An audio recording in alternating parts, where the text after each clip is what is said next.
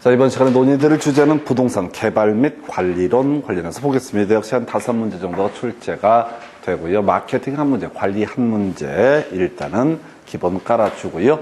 개발 사업 관련해서, 개발론 관련해서 보통 한 3문제가 구성이 됩니다. 그 중에서 개발의 분류라고 하는 것, 여기에서 이제 한 서너 개 쟁점, 한 문제에서 2문제가 구성이 되겠고요. 그 다음에 개발 과정 등에서 위험 등에 관한 주제 묶어서 약 한 문제에서 2문제가 구성이 됩니다. 그래서 가볼까요? 자, 크게 주체에 따라서 부동산 개발이라는 것은 공공개발, 민간개발, 그 다음에 공공과 민간의 공동개발 이렇게 3가지로 구성을 하게 됩니다. 그래서 공공개발은 국가지자체, 토지주택공사 등이 하는 개발, 소위 1섹터 개발이라는 표현을 쓰는데 시험에 지문 한 번 나왔고요. 거의 의미 없는 지문. 그 다음에 이제 올해 한 번 나왔던 것이 민간개발이라는 주제. 그래서 민간개발은 하나, 둘, 셋, 3개, 2개 내지 3개 정도의 키워드를 외우시면 게임 끝납니다. 그래서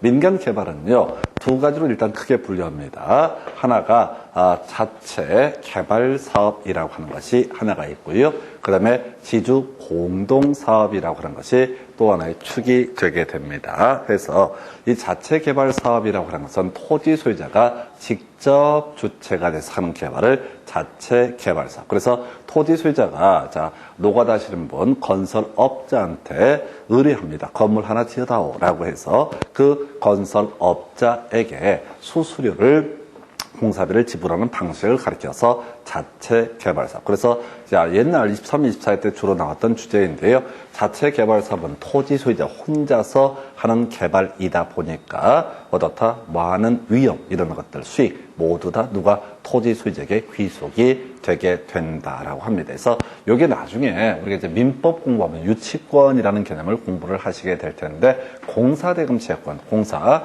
건설업자 입장에서는 혹시 공사를 발주한 토지 소유자가 공사대금을 변제하지 아니하게 되면은 공사대금 줄 때까지 인도를 거절할 수 있는 권리, 유치권이라고 하는 것을 행사하게 될 것이다. 뭐 건물이 됐든 또는 이제 뭐 인테리어를 하든 항상 그런 식의 유치권 행사 중 뭐 이런 것들 나올 수가 있겠죠. 그래서 하여튼 민법 얘기 한번 설명을 드렸고요. 하여튼 자체 개발 사업이라는 것은 혼자서 하는 개발, 혼자가 토지 소유자가 중심이 되는 개발 간단해요. 그다음에 이제 지주 공동 사업이라고 하는 거. 자, 요거는 토지 소유자와 개발업자가 결합을 해서 하는 개발. 그래서 이게 이제 나름 비교적 대등한 관계가 되는 거죠. 토지 자체 개발 사업은 토지 소유자가 제일 중심이고 나머지 개발업자가 약간 부속품처럼 쓰이는 데 비해서 지주 공동 사업이라는 것은 토지 소유자와 개발업자가 결합해서 하는 개발. 굳이 이걸 정의하면 이런 식이죠. 토지 소유자와 개발업자가 함께 부동산 개발을 하는 방식으로서 토지 소유자는 토지를 제공하고 개발업자는 개발의 내용, 노하우를 제공을 하는 방식을 말한다 해서 종류가 더럽게 많아요. 그런데 지금까지 단군이 나라 만들고요. 곰이 사람이 돼서 단군을 낳고 등등등. 근데 단군 아빠에게는 신화에 없는 것 같아. 단군 엄마는 곰 새끼라고 나오잖아요. 모르시나 그런 걸? 공부하느라고 우리 조상들이 어떻게 살았는지. 아니, 내가 이상한 건가? 아니, 단군 엄마는 나오잖아. 환웅, 곰하고 호랑이 새끼하고 이렇게 마늘을 처먹고 쑥과 마늘을 먹고 뭐 등등등. 근데 그때 궁금한 게 얘도 예수님처럼 아빠 없이 태어났나? 이런 생각이 들기도 하고. 이런 얘기는 절대 어디가 사지 마세요. 그러면 그런 얘기를 전해줘도 또라이 취급을 같이 받아요. 하여튼 간에. 자, 이 종류가 많은데 시험 문제를 제가 말씀을 드리는 거예요. 시험 문제는 신탁과 수탁만 물어봐요. 우리가 기억할 건 신탁만 기억하시면 돼. 신탁은 형식적으로 소유권이 개발업자에게 이전되는 것을 뭐라고 한다? 신탁. 수탁은 소유권 이전 느끼가 안 되는 것. 그래서 무슨 얘기냐면 갑이라는 사람이 소유하고 있는 X 토지에 대해서 을이라는 개발업자가 개발하는데, 자, 을 명의로 소유권 이전 느끼가 넘어가면은, 형식이나마 넘어가면은 이걸 뭐라고 그런다? 신탁 방식. 자, 등기 명의가 넘어가지 않으면 어떻다? 수탁 방식. 이걸로 이게 다 끝나요. 사실 올해 문제 상당히 어렵게 구성을 했었는데 30회 때 문제에서 한 가지만 기억하면 돼.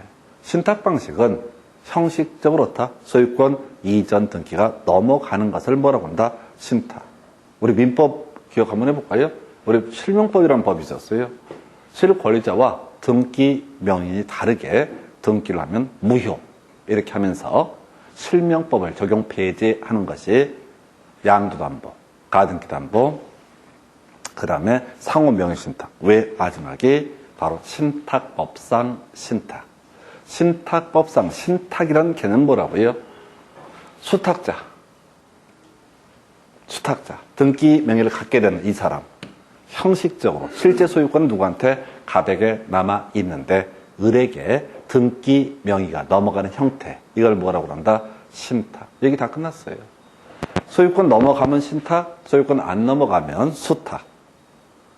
아니, 모든 문제가 이걸로 귀결된다고요. 자, 그러면 관리 신탁은 뭐예요? 모르지. 개발업자한테 등기가 넘어가면 뭐가 된다? 관리 신탁. 개발업자한테 등기가 넘어가면 처분 신탁. 그 다음에 개발업자에게 등기가 넘어가면 분양 신탁 관리. 개발업자에게 등기가 넘어가면 뭐가 된다고요? 담보 신탁. 수탁자가 이 부동산을 관리해서 이익을 넘겨주면 관리 신탁. 수탁자가 이걸 팔아가지고 이익을 넘겨주면 처분 신탁. 담보 신탁은 좀 더 교재고 설명드릴 거예요. 이것도 마찬가지예요. 뭐가 됐든 간에 형식적으로 을한테, 개발업자인 을한테 등기가 넘어가고 얘가 이걸 분양을 해서 어떤 이익을 넘겨주게 되면 위탁자, 넘기는 사람을 위탁자라 부르고 등기 명의를 받는 사람을 수탁자라 부르거든요. 그러니까 신탁이란 말만 나오면 무조건 제일 뭐 다 빼버리고 무조건 소유권 이전 등기가 넘어가면 신탁이고 안 넘어가면 뭐가 된다? 수탁. 이렇게 미리 마음의 준비를 하고 들어가셔야 된다고. 그러니까 신탁이란 말만 들어가면 무조건 소유권 이전 등기가 넘어갔을 때 그걸 신탁이라 부른다. 그 대상 부동산을 뭐 처분을 할지 관리를 할지 분양을 해서 이익을 넘겨줄지 담보신탁이라는 형식을 가질지는 모르겠지만 자세한 내막은 모르겠지만 어떤 신탁이 됐든 간에 소유권 이전 등기가 개발업자에게 형식적으로 넘어가는 유형의 개발을 가리켜서 뭐라고 한다? 신탁 방식이라고 부른다고요. 그거 하나만 기억하시면 돼. 좀 이따 지문 분석해 드릴 텐데 지금까지 모든 문제를 다 풀 수 있어요. 소유권 넘어가냐 넘어가지 않느냐만 가지고. 그 외에도 지주 공동사업은 좀 이따 지문 몇 개 보실 텐데 더럽게 종류가 많아. 근데 모든 시험 문제는 신탁과 수탁만 가지고 틀리든 맞든 답을 뽑아. 그래서 좀 이따 뭐 이상한 표현들 막 나옵니다. 절대 현혹되면 안 돼요. 그게 뭔지 찾아봐서도 안 돼요. 교재는 아마 정리를 해놨을 텐데, 왜냐면 자꾸 질문을 하니까. 뭐 봐봤자 어차피 모르겠지만, 쓸데없는, 저도 모른다고요. 보고 베낀 거니까. 의미가 없어. 그래서 시험용어는 신탁은 무조건 넣다. 소유권 이전 등기가 넘어가면 뭐가 된다? 신탁. 소유권 이전 등기가 안 넘어가면 무슨 방식? 수탁. 그 외에 잘 모를 얘기들은 전혀 시험 문제 답이랑 관련이 없다고요. 지금 우리 교재가 16년간의 데이터를 분석을 해서 구질구질한 것들을 거의 다 지문 형태로만 제가 배치를 해놨어요. 그래서 지문에 틀리게 나오고 맞게 나오고가 중요한 게 아니라 항상 모든 시험 문제는 뭘 찾아야 돼? 답을 찾아야 돼. 근데 아무도 답을 찾으려고 생각하지 않아요. 수험생들이, 강사들이 아무것도 그 생각을 안 해. 그냥 내용을 이해하려고 그래. 그게 뒤지는 거지 그냥. 몸은 힘들고 삭시는 쑤시고. 내가 머리가 안 좋은가? 머리가 안 좋은 거지 사실은. 나를 안 찾았으니까. 아주 어이없어 하면서. 자, 그래서 좀 이따 지문 보시면 어이없어요 진짜. 많은 내용들이 나오는데 답은 너무 간단해요. 다음부터 저 돈을 많이 주시면은 그냥 답만 딱딱 단어만 알려드릴 거야. 그냥 학원 안 나오셔도 돼. 힘들으니까. 그래서 하여튼 그렇게 가는 거고요. 그 다음에 이제 공공과 민간의 공동개발. 이제 올해 나올 거예요. 그리고 이제 이거는 그 중학교 때 배웠던 단어 그대로 써먹으면 돼요. 자, 영어. 미리 말씀드린데 외울 필요는 없습니다. 시험 문제를 구성할 때는 다 써주니까. BTL, BTO 뭐 이런 거 나오죠? 영어 순서예요. 자, 요거는 좀 이따 교재 보면 금방 감 잡아요. build, 건축 또는 준공. 주로 이제 시험 문제는 준공이라는 표현을 써요. 완성했다. B. 그 다음에 transfer.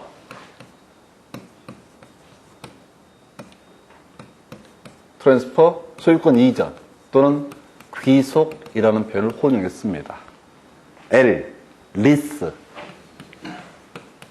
임대 이런 표현 들어가야 돼요. 그 다음에 O는 두 개가 있는데 own이라고 해서 보유한다 라는 뜻이 있고 operating, O-P-E-R-A-T-I-N-G 운영한다 라는 요걸 짬뽕을 하는 거예요. 이거는 지금 이제 BTL, BTO, BOT, BLT, BO 뭐 이런 게 나오는데 요걸 하나 더 나왔다는데 그 쫓아갈 필요 안 되고요. 그냥 단어 순서대로 배열되어 있나 안 돼 있나만 찾으시면 되는 거예요. 객관식 문제니까 논하라가 아니라고. 그래서 좀 더 살을 붙이면 지금까지 거의 대부분의 문제는 BTL과 BTO를 비교하는 문제가 거의 90%입니다. 좀 이따 문제 분석해 드리겠지만 올해 나올 때가 됐어요. 얘가 작년에 안 나왔으니까. 그러니까 거의 문제가 뭐냐면 이 민간 개발 한번 내고 그 다음에는 이거 내고 이거 나오면 또 민간 개발 한번 내고 이거 왔다 갔다 하는 식으로 출제가 돼요. 대부분의 주체에 따른 분류해서 한 문제가 구성이 되니까. 그래서 무조건 순서만 기억하는 거예요. 자, 그래서 B 뭐라고요? 준공. 그 다음에 T 귀속 또는 소유권 이전. L 임대. O own 하면 보유한다. operating 하면 운영이란 단어. 그럼 이제 BTL부터 가보겠습니다. 사회기반시설이 준공된 후 일정 기간 동안 사용 소유권을 유보한 채 그 다음에 소유권을 지자체의 국가지자체의 귀속 T 트랜스퍼 하는 방식으로서 마지막에 임대를 받는 방식이라고 되어 있죠. 이게 지금 여기는 이렇게 되어 있는데 우리 교재 보면은 순서가 준공된 후 국가지자체에 귀속하되 자 사용 소유권은 유보한 채, 보유한 채, 그 다음에 임대를 받는 방식. 뭔 얘기를 하려고 하냐면 BTL 방식은 시험 지문을 보면 BTOL처럼 표시가 돼요. 학원에서 알려드릴 건 이거예요. BTOL 방식은 없어요. BTL 방식은 있고 BTO 방식은 있지만 BTOL 방식은 없어요. 그러면 BTOL처럼 보이면은 얘는 뭘로 해석해야 한다? BTL이라고 얘기를 해야 된다고요. 아니, 이건 끝이에요. 이 두 개를 비교해서 내는 BTO와 BTL을 내는 이유가 뭐냐면, 자, BTO는 뭐야? 준공. B 나와 있죠? 그러면 이제 T 나와야겠죠. 귀속. T. 그 다음에 운영, 보유 해서 O 나와 있죠. 근데 BTL 방식은 뒤에 또 뭐가 나온다고요? with, 임대가 나온다고. 좀 이따 문제 보면 금방 알아요. 그래서 BOT, BLT, BO. 좀 이따 BO도 한 번, 23회 때가 답이 됐어. 근데 그로는 모든 문제가 BTL과 BTO를 비교하는 방식. 이건 문제 보면 아주 쉬워요. 그리고 이 build, transfer, operate 이런 식으로 외울 필요도 없어요. 시험 지문에 항상 괄호 넣고 써주니까 BTL 괄호 열고 build, transfer, with 괄호 닫고 방식이란 이렇게 치고 나가니까 그러니까 지문에 나온 그대로 따라가시면 돼요. 또는 이 의미대로 개수성과 BTOL 이렇게 하면 이건 뭐가 된다? BTO가 아니라 BTL 방식이다 라고 하는 거. 좀 더 문제 하나, 둘, 세 문제인가 토탈 지문까지 4문제 정도를 보시게 될 텐데 거의 단순함의 극치예요. 이건 영어인데 쉬워요. 좀 이따 문제 가지고 설명을 드릴게요. 자, 그래서 주체에 따른 분류 공공개발, 민간개발, 공공과 민간의 공동개발. 요거 BTL 이런 거 할 때요. 예를 들어서 도로, 민자도로, 군인 숙소, 이런 것들이 예시 지문 뜨면 다 무시하세요. 그냥 BTL이냐, BTO냐, BO냐 이 순서만 매겨보는 거예요. 이런 지문 보면서 설명드리면 아주 쉬워집니다. 그래서 요거는 이제 지금 작년에 30회 때 출제가 안 됐으니까 올해 주기상 나올 확률이 높은 파트가 되게 될 거예요. 그래서 요렇게 하나 설명을 드리게 될 테고, 자 이제 또 하나가 도시개발 사업이라고 하는 것을 설명드리겠습니다.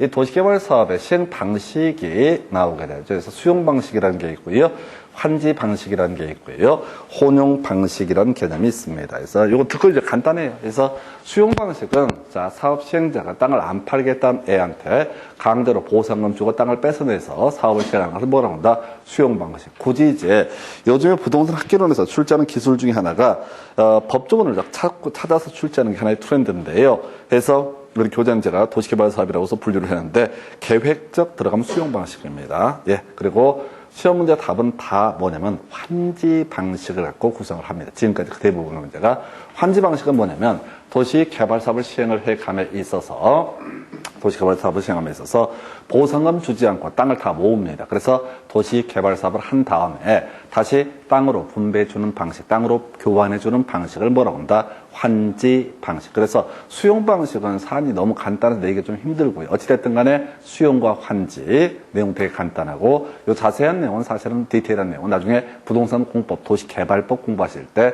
설명드리게 될 겁니다. 그래서 계획적 들어가면 수용 방식, 땅을 바꾼다. 지가가 높거나 대제 효용 증진이 필요하다. 이건 읽을 거 없어요. 읽어봤자 의미 없고요. 그래서 환지 방식, 뉘앙스만 물어보는 방식. 이게 지금 토탈 지금 7년, 8년 사이에 한 번 출제가 됐던 주제. 그래서 지금 나온 지 한 2, 3년도 됐습니다. 그래서 어쨌든 수용 방식, 환지 방식. 그리고 왜 두 개를 섞어서 하는 방식을 뭐라고 한다? 혼용 방식이라고 부르게 된다. 이렇게 정리를 하게 됩니다. 그래서 이렇게 하나 보셨고요. 그 다음에 이제 27회 때 나왔었고요. 30회 때 나왔던 거 바로 정비사업이라고 하는 거. 이것도 부동산 공법, 도시및 주거환경 정비법에서 공부하는 개념입니다. 그래서 공법에서 공부하는 개념인데 하여튼 뭐 그거는 또 별개의 문제로 외우셔야 되고요.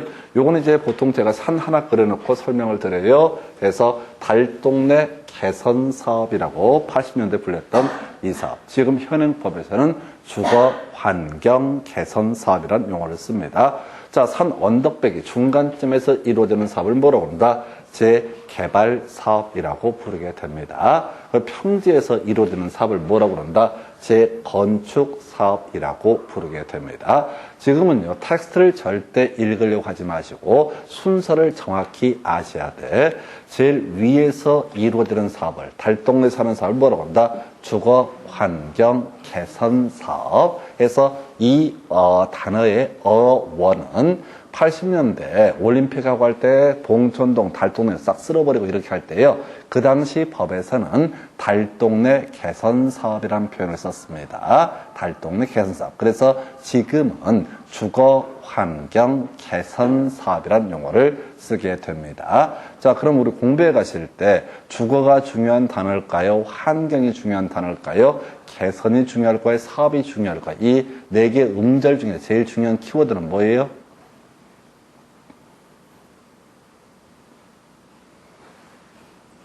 아니, 그냥 찍어보셔도 됩니다.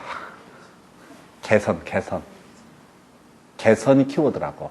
그러니까 단어가 기니까 외우기가 힘들다고. 게다가 최근 시험에서 주거환경관리사, 사실 이제 폐지가 된 법조문인데 그런 조문이 있어요. 그래서 주거환경관리나 주거환경개선이나 용어가 비슷하니까 착각을 하게 되는데, 나중에 이제 공부가 좀 숙달되면 별 문제가 안 되겠지만, 제일 먼저 첫 번째가 뭐라고요? 개선. 두 번째가 재개발. 그 다음에, 세 번째가 재건축. 산 그려놓고, 요렇게 개념. 개선사업, 재개발사업, 재건축사업. 요 틀만 잡으면 외우는 건 금방이에요. 자, 주거환경 개선사업은요. 자, 저단, 대가리만 따서 외우시면 됩니다. 그래서 저소득 단독이라고 하는 게 키워드. 그 다음에, 자, 재개발은요, 열상해서 열악하고 상업지역의 상자. 재건축은요, 양호, 이렇게 하는 거예요. 저단, 열상, 양호. 요건 요렇게만 외워도 다 문제 풀 수 있게 세팅해 줍니다. 나중에 공포까지 같이 하면 줄줄줄 외울 수 있어요. 아니라 그때도 단순해요. 자, 주거환경 개선 사업, 재개발 사업, 재건축 사업 해서 주거환경 개선 사업의 특징, 달동네 특징. 자, 확률상 달동네라고 한다는 형편이 좀 어려운 분들이 살더라. 저소득. 두 번째가 바로 자, 아파트 같은 공동주택보다는 아무래도 낡은 단독주택이 주로 많을 것이다. 해서 저소득 단독 이렇게 갔으면 좋겠고요. 두 번째, 재개발은 자, 정비 기반 시설이 열악하다. 이 정비 기반 시설은 도로와 상하수 등을 얘기하게 되는데 언덕백이 있다 보니까 마을버스 다니고 가는 그런 동네다 보니까 수도 사정도 좀 안 좋고 교통 주차장도 좀 문제가 있고 그래서 열악이라고 하는 것. 그다음에 상가 재개발, 공장 재개발을 가리켜서 지금 재개발 사업으로 분류를 하고 있고요. 재건축은요, 정비 기반설 양호라고 해서 뭐 따져물을 필요가 없죠. 그래서 지금 이제 재건축 단지라고 보통 하는 것들, 아파트 단지, 도로 사정 이런 게 나쁘거나 그런 건 아닙니다. 상대적으로. 그래서 정비 기반 시설이 양호. 그래서 자, 우리가 주거환경 개선 사업, 재개발, 재건축 이렇게 간다고 할 때 저단 열상, 양호라고. 요 문제는 이제 27회, 30회 때 문제, 그냥 거저주는 문제입니다. 근데 이제 수험생들이 보통, 이거를 전에 어떤 상담 오신 문제기가 요 시험 범위를 벗어나서 출제를 했다고, 뭐라고 얘기하던데, 그런 얘기 하시면 안 됩니다. 왜냐면 이건 27회 때 이미 나왔던 문제거든요. 시험 범위를 누가 결정해요? 출제위원이 정하는 거라고. 물론 새로운 영역을 전혀 안 냈던 문제를 냈으면 이제 그 뭐라고 얘기할 수도 있는데 기존에 3년 전에 냈던 문제를 약간 그 당시에는 저소득 이번엔 뭐 단독 이런 식으로 내게 되면 이걸 갖고 시험 범위를 어긋났네 말은 이렇게 수험생이 판단할 건 아니죠. 처음 나왔던 문제가 아니기 때문에. 그래서 어쨌든 저단 열상 양호라고 하는 거. 저단 열상 양호라고 하는 거. 이게 주거 환경 개선 사업 재개발, 재건축. 여기까지가 개발사업의 분류라는 개념이 됩니다. 그래서 적은 한 문제, 많으면 두 문제 정도 구성하는 영역이 바로 개발사업의 분류. 해서, 자, 일단은 다시, 자, 다 정리 한번 해볼까요? 우리 출제 이슈가 됐던 게 민간개발, 자체개발사업과 지주공동사업. 지주공동사업은 구분하는 기준이 대단히 많은데, 자, 바로 신탁과 수탁이라고 하는 것을 갖고 이슈를 삼아냈었고요. 신탁은 소유권 이전, 수탁은 소유권 이전이 되지 않는 현상, 이 정도로 끝납니다. 그다음에 BTL, BTO, BO, BLT 뭐 등등등 순서에 따라서 좀 이따 문제 풀면 아주 반가운 문제가 영문으로 된 이 문제가 될 테고 도시개발 사업이라는 게 수용 방식, 환지 방식, 특히 이제 대부분이 땅으로 배분해주는 환지 방식이 거리가 좀 되다 보니까 출제가 되고 있고 지금 저단 열상 양호라고 해서 주거환경 개선, 재개발, 재건축 이름 외우는 게 포인트입니다. 공식이 단어 외우는 건 금방 해결하실 수 있어요. 자, 그래서 우리 교재 79페이지 가서 첫 번째 박스 부동산 개발 사업이란 거 나와 있죠. 그래서 읽어보지 마세요. 자, 이거는 그 당시 출제위원들이 한번 뒤져보라고 낸 문제입니다. 아니, 이게 16년 사이에 딱 한 번 딱 치고 나서 그 후로도 그 전으로도 한 번도 출제가 안 됐다고 관련 법 하나를 카피해가지고 다음 중 옳은 걸 고르시오. 그래서 이때 이 문제는 이걸 알아서 푸는 게 아니라 나머지 지문과의 관계에서 찍어야 됐던 그런 문제이지 이 지문을 볼 필요는 없습니다. 그 다음에 두 번째 나와 있는 게 공공개발 제2섹터 개발이라고 하면 1섹터입니다. 국가지자체 등에 의한 개발은 1섹터. 큰 의미 없어요. 역시 이 아이도 지금 한 20년 동안 딱 한 번 나오고 마는 거. 그래서 다음 페이지 넘어가면 결국 이제 민간개발 지문 되게 많이 나와 있죠. 민간개발 보니까 오른쪽 왼쪽 아주 도배를 하고 있잖아요. 그 다음 페이지까지 15번까지 있으니까 특히 올해 이제 무작위로 쏟아져 나왔는데 민간개발 파트에서는 이미 설명드렸습니다. 자체 개발 사업과 지주 공동사업 비교하는 게 하나의 포인트, 그리고 지주 공동사업에 대한 신탁과 수탁 방식을 비교하는 게 하나의 포인트, 이렇게 가게 됩니다. 그래서 자, 일단 여러분 교재 보니까 일단 교재 80페이지 1번부터 보겠습니다. 첫 번째 박스, 자체 개발 사업에서는 사업 시행자의 주도적인 사업 추진이 가능하나 사업의 위험성이 높을 수 있어서 위기 관리 능력이 요구된다. 좀 옛날 문제 패턴인데요. 혼자 할 때는 자기가 수익도 크겠지만 위험도 자기가 다 감당을 해야 된다. 2번, 자체 개발 사업은 불확실하거나 위험도가 큰 부동산 개발 사업에 대한 위험을 토지 소유자와 개발업자 간에 분산시킬 수 있는 장점이 있다. 24회 때 틀리게 뽑았던 주제 아니죠. 지금 이제 자체 개발 사업은 토지 소유자가 중심이 돼서 하는 사업이 되고 지주 공동사업이 어떻다? 위험을 분산시킬 수 있다. 해서 이 지문의 취지는 자체 개발 사업과 지주 공동사업의 차이점을 비교하는 지문이 되겠습니다. 24회 때는 나오고 더 이상 나오지 않는 주제. 그 다음에 이제 두 번째 박스. 자, 1번. 지주 공동사업은 토지 소유자와 개발업자가 부동산 개발을 공동으로 시행하는 방식으로서 일반적으로 토지 소유자는 토지를 제공하고 개발업자는 개발의 노하우를 제공해서 서로 이익을 추구한다. 아까 설명드렸던 지문. 2번 지문, 사업 위탁 방식은 스톱. 자, 지금 신탁 방식 아니죠? 신탁 방식에 대응하는 게 수탁 방식 또는 수탁 방식 대신에 위탁 방식이라는 표현을 쓴다고. 그러니까 탁자가 들어가면 신탁이냐 아니냐만 따져야 돼. 탁자가 들어가면 신탁은 뭐가 된다고요? 형식적으로 소유권이 이전되는 것을 얘기하고, 그러니까 출제하는 애들이 한 번은 위탁이라 했다가 한 번은 수탁이라고 했다가 용어를 약간씩 바꿔서 낸다고. 그걸 따로 외울 게 아니라 그냥 모든 얘기의 취지는 뭐라고요? 신탁이라고 하는 것은 소유권이 이전되면 신탁이고 아니면 나머지 탁이라고. 무슨 소리인지 아셨어요? 문제 구성할 때 위탁과 수탁을 섞어낸다고. 한 번은 위탁이랬다, 한 번은 수탁이랬다, 한 번은 위탁 괄호열고 수탁 이렇게 쓴다고. 왜 지들도 자신이 없는 거야. 근데 답이 아니야. 결국은 모든 문제는 뭘 갖고 신탁이라고 하는 것을 갖고 쟁점을 삼는 거예요. 신탁 어려워요. 신탁이 어렵다는 게 뭐냐면 민법적인 개념이 내재가 돼야 돼. 형식적으로 소유권이 이전된다는 거. 이 학기론 한 사람 입장에서 이거 되게 어려운 거예요. 법학이니까. 경제학자가 주로 이제 부동산 학기론 주로 하거든요. 경제학 전공한 친구들이. 근데 이제 법학 나오니까 이상하잖아. 신탁이라는 개념. 왜 소유권을 왜 넘겨주지? 형식적으로? 당연히 그렇게 의심을 갖는다고. 그러니까 답을 뽑는 거예요. 자기들 보기에 이상하니까. 그래서 이제 위탁 방식, 사업 위탁 방식은 토지 소유자가 개발업자에게 사업 시행을 의뢰하고 개발업자는 사업 시행에 대한 수수료를 취하는 방식이다. 오른편. 3번 토지 신탁형은 토지 소유자로부터 형식적인 소유권을 이전받은 신탁회사가 이걸 수탁자라고 부르기도 하고 신탁회사라고 부르기도 합니다. 자, 토지를 개발 관리 처분해서 그 수익을 수익자에게 돌려주는 방식이다. 맞죠? 그래서 신탁은 소유권 이전이라는 게 키워드. 4번 토지 개발 신탁 방식은 포인트 뭐라고요? 신탁 들어가 있죠? 신탁 들어가 있죠? 포인트는 신탁에 들어가 있냐 안 들어가 있냐 이거라고요. 신탁 방식은 신탁회사가 토지 소유권을 이전받아서 토지를 개발하는 분양하거나 임대해서 수익을 신탁자에게 돌려주는 것이다. 오른편. 5번 토지 신탁 방식과 수탁 방식은 형식의 차이가 있으나 소유권을 이전하고 사업 주체가 토지 소유자가 된다는 점에서 동의하다. 틀렸죠? 신탁 방식만 어떻다? 소유권이 이전되게 된다라고 하는 거. 6번 가서 오른쪽 페이지 6번 볼까요? 기니까 뒤부터 보십시다. 이게 주어서 끊어본 등가 교환 방식이라고 나와 있죠?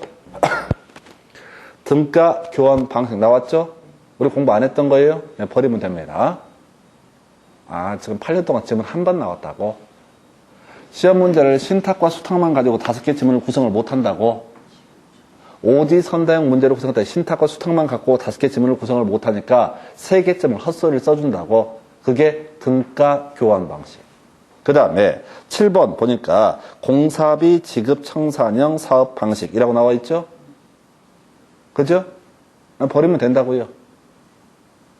그 다음에 8번 컨소시엄 구성 방식, 9번 컨소시엄 구성 방식 나와 있죠?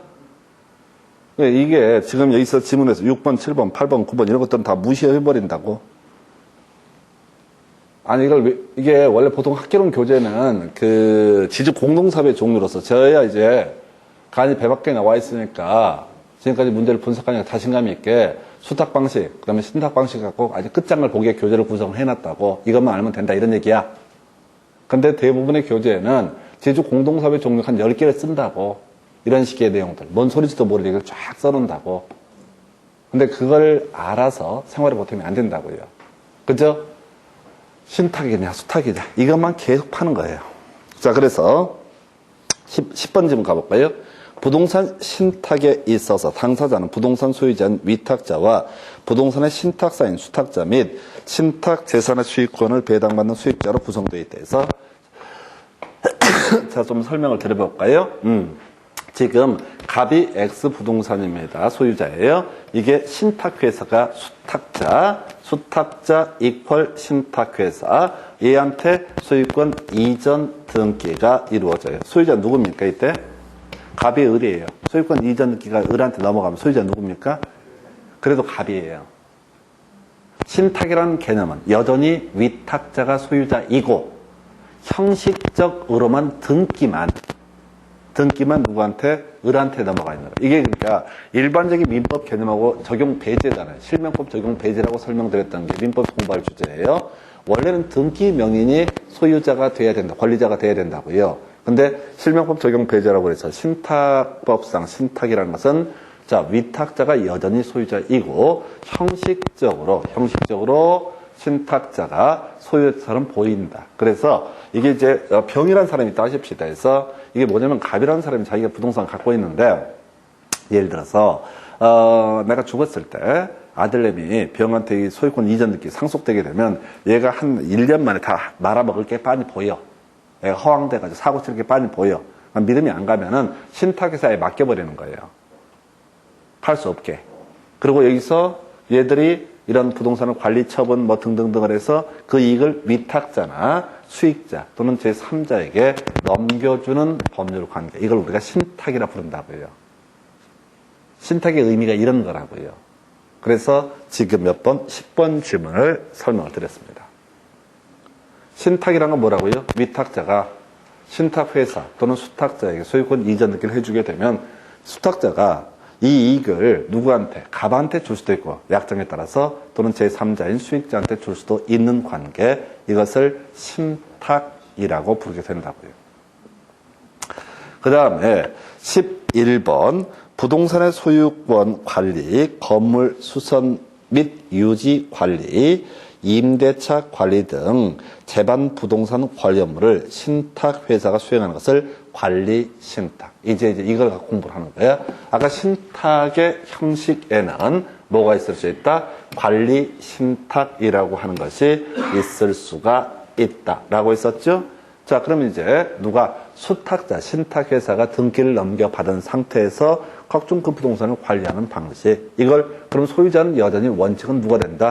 위탁자가 소유자가 된다. 그러나 등기 명의는 신탁회사 혹은 수탁자가 되는 관계. 이걸 관리 신탁. 12번 질문. 관리 신탁에 의하는 경우 법률상 부동산 소유권 이전 없이 신탁회사가 부동산의 관리 업무를 수행한다. 이 틀렸죠. 관리 신탁이고 지랄이고 간에 그냥 무조건 신탁은 무조건 형식적으로 소유권이 누구한테? 신탁회사 또는 수탁자에게 이전돼야지 이걸 뭐라고 한다? 신탁이라 부른다고요. 관리 신탁이 뭐고 말고 담보 신탁이 뭐 이게 중요한 게 아니라 신탁이라고 하는 것은 무조건 형식적으로 소유권이 누구한테? 바로 신탁회사 또는 수탁자에게 이전되는 것을 가리켜서 뭐라고 그런다? 신탁이라고 부르게 된다. 감 잡으셨죠?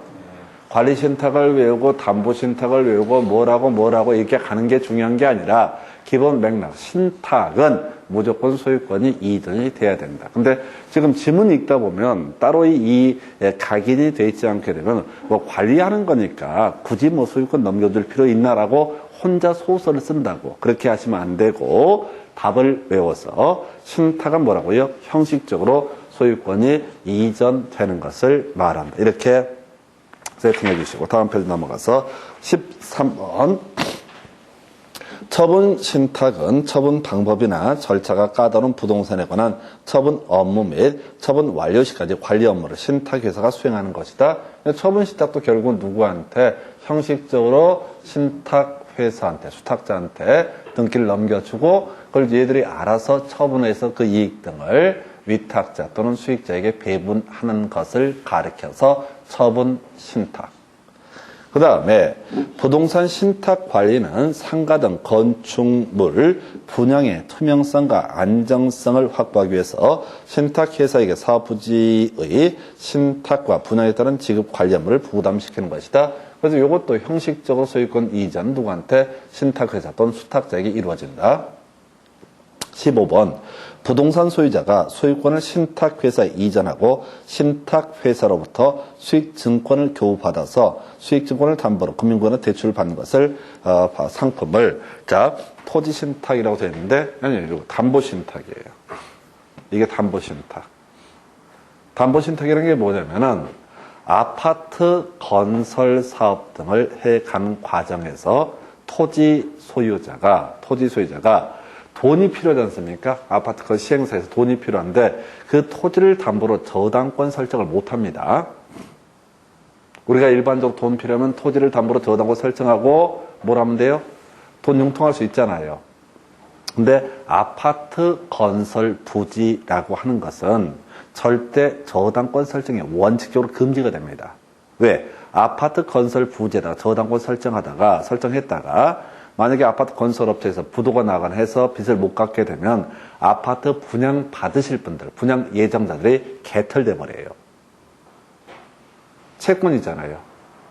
분양회사, 아파트 건설회사하고 내가 청약을 해서 당첨이 됐을 때 우리 둘의 관계는, 분양회사와 나와의 관계는 채권 관계라고 물권이 아니기 때문에 그 상대방이 망해버리거나 쫄딱 죽어버리거나 하면 답이 안 나온다. 망하면은. 그래서 아파트 건설 부지에 대해서는요, 절대 저당권 설정을 금지합니다. 그 얘기는 혹시 이 아파트 건설 회사가 중간에 망할 때 망하더라도 누구한테? 분양 예정자들, 분양받으실 분들한테 땅 몇 평이라도 일부 지분을 남겨주겠다 이런 취지예요. 망할 때 망하더라도 땅이라도 일부 몇 평이라도 그냥 완전 거지를 만들어버리면 안 되잖아. 내가 전 재산을 투자해서 아파트 건설에 청약해서 당첨이 돼서 중도금, 잔금을 계속 불입하고 있는 중이었다고요. 근데 어느 순간 소문이 들어보니까 아파트 건설회사가 망했대. 내막을 들어보니까 돈이 없어서. 근데 걔들이 돈을 융통하려고 아파트 건설 부지에다가 저당권 설정을 해버렸대. 그러면 저당권자가 경매 청구해서 토지 소유권 바뀌어버리면 분양 예정자는 전혀 10원도 건질 수가 없어요.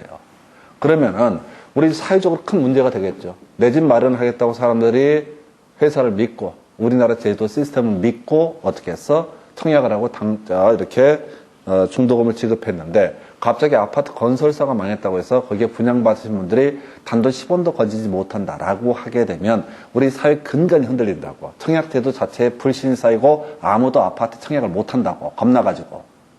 혹시 중간에 회사 망해버리면 어떻게 돼? 아파트 못 받아. 그럼 보상은 10원도 못 받아. 이런 문제를 더 막기 위해서 아파트 건설 부지에다는 어떻다고요? 아예 저당권 설정이 금지가 됩니다. 그러면 이제 어떻게 하는 거야? 이 아파트 건설 회사가 신탁 회사한테 이거 넘기는 거예요. 토지 소유권을 넘기는 거야. 형식적으로. 그리고 나서 이 신탁 회사에서 은행에다 보증서를 발행을 하는 거예요. 은행한테. 그럼 이 사람은 보증서를 들고 가서 뭘 할 수 있다고요? 은행에서 대출을 받을 수 있는 거. 이게 담보 신탁.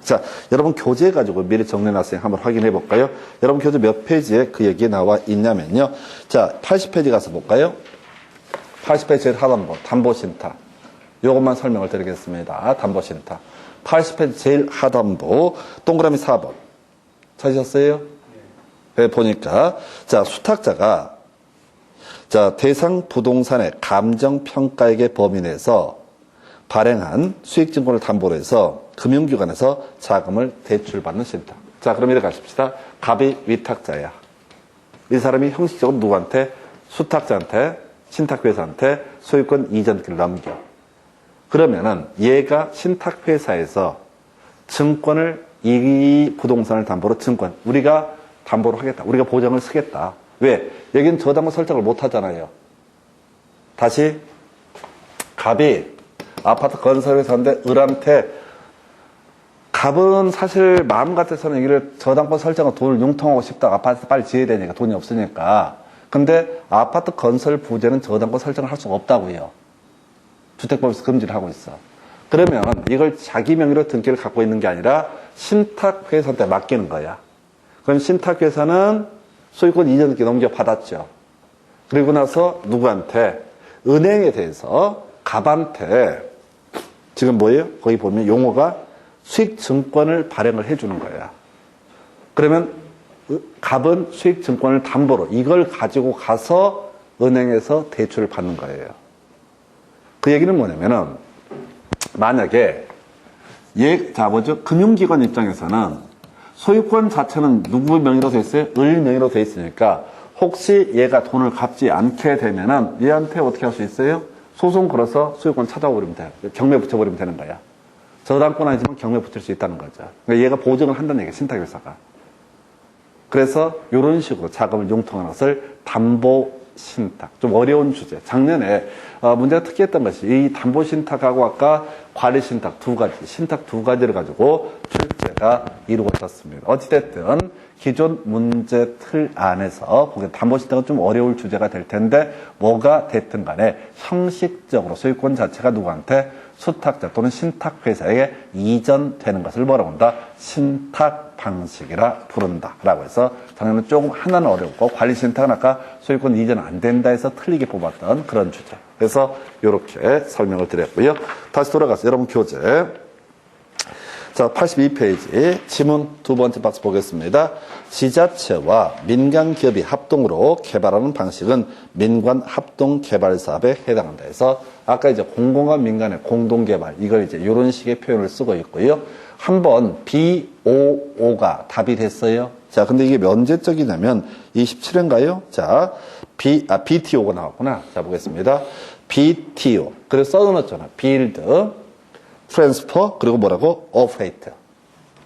영문으로 써주죠? 이걸 다 외울 필요가 없다는 얘기예요. Build, 준공. Transfer, 소유권 이전. Operate, 운영. 그래서 지문 보니까 BTO 방식은 민간이 개발한 시설의 소유권을 준공과 동시에 준공 B 나와 있죠? 동시에 공공에 귀속시키고 T 나와 있죠? 나와 있죠? 그리고 자 민간은 시설 관리 운영권을 가지며 O 나와 있죠? O 나와 있죠? 그 다음에 공공은 그 시설을 임차하여 사용하는 방식. 임대 임차는 with가 돼야 되죠? 그죠? 이 문제가 제일 엑기스예요. 써보니 뭐가 나와요? B, T, O, L 이렇게 나오죠? 아니 이 문장을 그대로 준공과 동시에 귀속시키고 BT 나왔죠? 운영한다는 말 나와 있잖아요. 그리고 with, 임대라는 말 나와 있죠? 임차, 똑같은 말이죠. 그러니까 이건 BTOL이야. BTOL은 없다고. BTOL은 뭐로 보자? BTL로 보자라고 제가 설명을 드렸어요. 그래서 이건 BTO 방식이 아니라 뭐가 된다? BTL 방식이다. 지금 문제 분석해 드리지만 착각할 수밖에 없어요, 이게. 그죠? 그러니까 BTL 방식은 항상 문제를 구성할 때 어떻게 표현을 한다고요? BTOL처럼 보이게 문제를 구성한다고. 그럼 성격 급하신 분들은 BTO 맞네! BTO 이렇게 해서 옳은 표현해서 틀리게 되는 거죠. 아니 그게 공식이에요. 그냥 출제 공식. BTO 방식과 BTL 방식. 근데 BTL 방식은 그냥 운영한다는 말을 빼면 참 좋을 텐데 항상 사족처럼 운영이라는 말을 넣는다고. 그래서 뒤에 임차, 임대 들어가 있으면 L이 들어가야 되니까 이건 BTL 방식으로 봐야 된다고요. 제가 아까 설명드릴 때 문제 풀어보면 안다고 그랬어요. 자, 그 옆에 바로 1번 문제 볼까요? 자, 사회 기반 시설의 준공과 1번 자 28회 때 문제 보고 있습니다. 교재 몇 페이지? 82페이지. 사회기반시설의 준공, B 나와 있죠? B 나와 있잖아요. B. 준공과 동시에 소유권이 국가지자체에 귀속, T 나와 있죠? 그 다음에 사업시행자에게 일정한 운영권, O 나와 있죠? 그 다음에 뒤에 시설 국가지자체 등이 어쩌고저쩌고 임차, L 나와 있죠? 그러면은 기억은 뭐가 된다고요? BTL 방식이라고 해야 된다고요. BT51처럼 보이잖아요. BT51은 없으니까 이걸 BTL 방식을 해야 된다고. 니은번. 사회기반시설의 준공과 B 나와 있습니다. 국가 소유권이 국가지자체의 귀속 T 나와 있죠. 그 다음에 뒤에 운영권을 인정하는 방식 O 나와 있죠. 이게 BT5 방식이라고요. 지금 문제 두 문제를 봤는데 지문 형태도 보셨고 지금 문제 28회 때 문제도 보고 있는데 결국은 뭐라고요? BTL, BT5를 끊임없이 비교를 한다고. 그런데 이 문제에서 기억번에서 BT5L 하니까 BT5로 계산을 해버리면 이게 아사리판이 되는 거야. 문제 자체를 풀지를 못하는 거야. 왜? 그 밑에도 BT5가 또 나오거든. 그러니까 문제 자체를 미리 약속하고 들어가야 된다고. BT5L로 쓰면 그건 뭐가 된다? BTL이다. 그래서 기억번은 BTL 방식이고요. 니은번은 BT5 방식. 그래서 기억은 BTL이 어디 있어? BTL이 라. 그 다음에 니은은 BT5가 마 해서 라, 마 해서 답은 4번 이렇게 푸는 거예요. 되셨죠? 그 다음에 2번 문제 볼까요? 다음에서 설명하는 민간 투자 방식은 시설의 준공과 B 나와 있죠? B 나와 있죠? 그 소유권이 정부 등에 귀속됐지만 T 나와 있죠?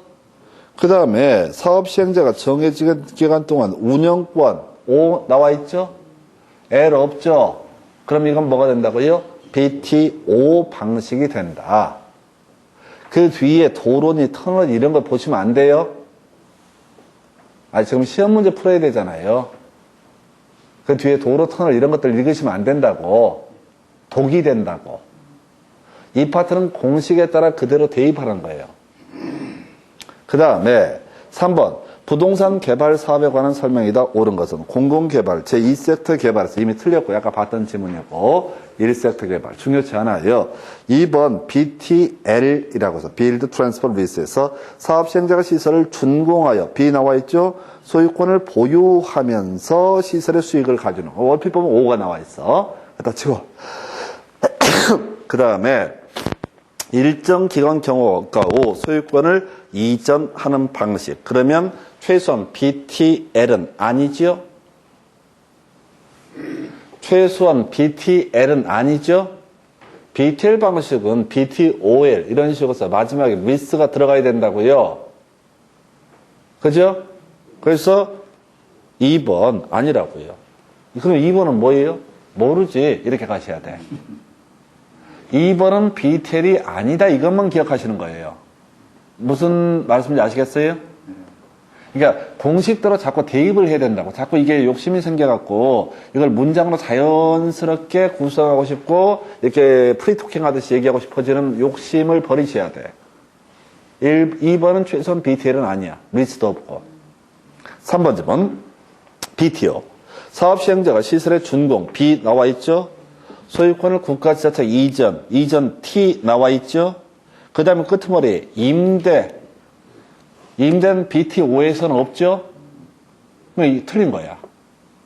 최소한 3번은 BT5는 아니라는 얘기죠. 그죠? 그래서 틀린 거가. 4번 BOT 시설의 준공 B 시설의 소유권을 국가지자체에 귀속 T 사업 시행자가 정해진 기간 동안 운영권 O BT5가 돼야 되죠? BOT 아니죠? 순서대로 가는 거라 순서대로.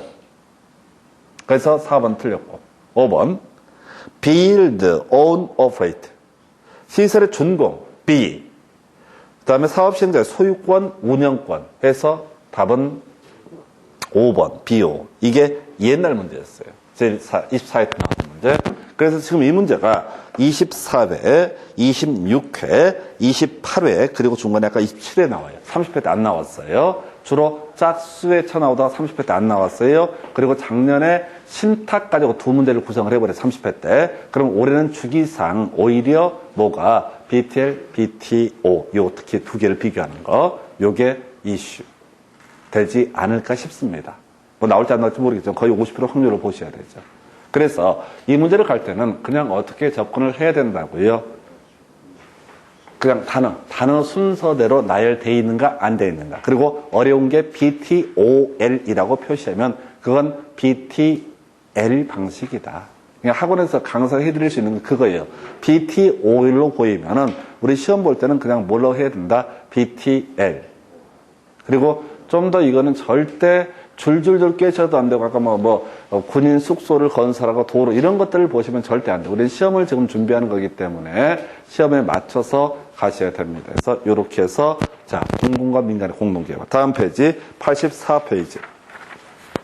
자, 거기 이제 도시개발 법령상 도시개발구역에서 자, 주거, 상업, 산업유통 등의 기능을 가지는 단지 시가지 조성사업을 도시개발사업 해서 별 영향 없는 얘기 질문 하나 구성했고요. 도시개발사업의 정의입니다.